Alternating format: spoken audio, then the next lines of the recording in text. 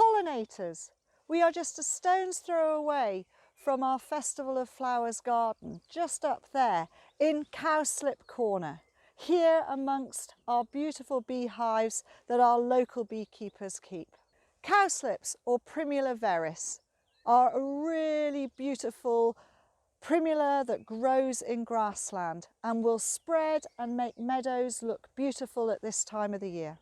When these hives first came in, there was just a few cowslips. Now look at the amount that we have got, because the bees have just been pollinating all of these wonderful flowers, and we've had lots and lots of seedlings coming through. Tiarella, a lovely little woodland plant with these starry flowers. They're quite an interesting flower because they've got tiny little petals there, and the anthers stick right out, which means that they can attach their pollen to any of the pollinators that go past.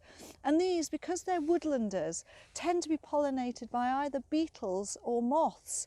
And it means that they can either climb up the stem and get through and just see if they can find some nectar in there, or they will fly in and that will hit the back of the moth's head, and then the moth goes on to a next one, and so the pollen gets transferred around.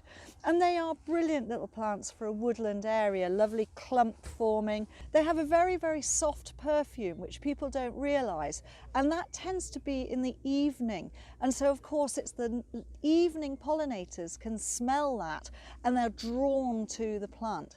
Really, really great way of getting itself pollinated. A little bit of scent and having the anthers on the outside. Melittis, melissophyllum, royal velvet distinction is a beautiful woodlander.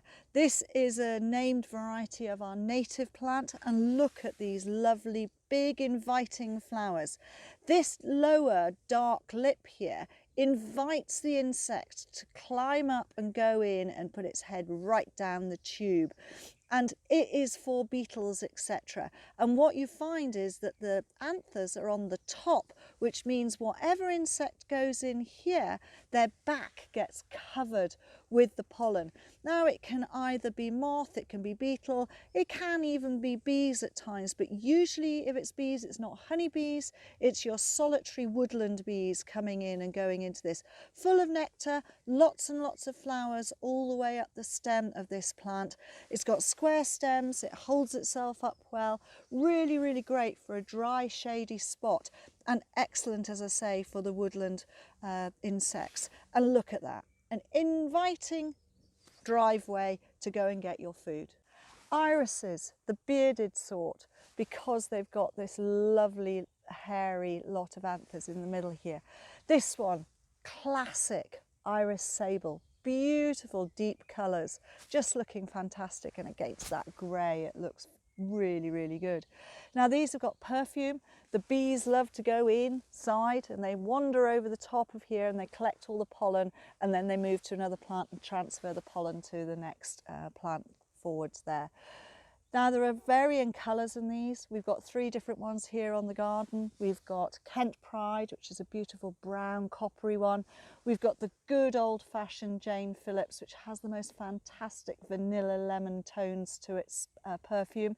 And then there's also different, other than these types, the bearded iris, which quintessentially cottage garden flowers, you've got the iris sibiricas, much finer dark green leaves and much smaller flowers, and they are brilliant as well, and they're a lot taller. Just depends on what situation you want to grow these plants in. Salvia Caridona, the normal blue one, has lovely dark purple stems and a beautiful dark blue flower with dark bracts on it. Fabulous old variety.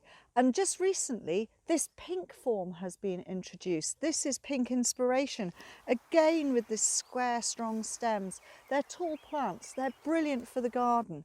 They are also a magnet for bees of all types, not just the honeybees, the bumbles, the single bees. They all love them because they love these flowers, full of nectar for them to eat. These are great plants for sun. They are incredibly hardy plants.